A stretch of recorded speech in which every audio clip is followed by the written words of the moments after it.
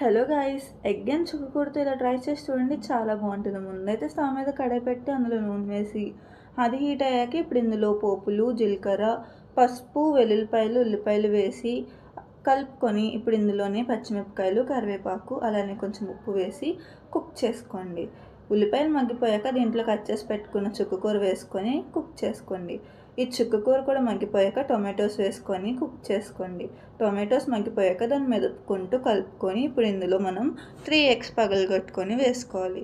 ఇలా 3 ఎగ్స్ వేసుకున్నాక దీన్ని కలుపుకొని దీంట్లో ఉప్పు, కారం వేసుకొని అలానే గరం మసాలా కొంచెం వేసి మొత్తం అంతా బాగా కలిసేటట్టు కలుపుకొని హై ఫ్లేమ్ మీద ఒక 2 to 3 minutes కుక్ చేసుకొని ఆయిల్ పైకి తేలాక స్టవ్ ఆఫ్ చేసి వేడి వేడి అన్నంలో సర్వ్ చేసుకొని తింటే చాలా బాగుంటుంది.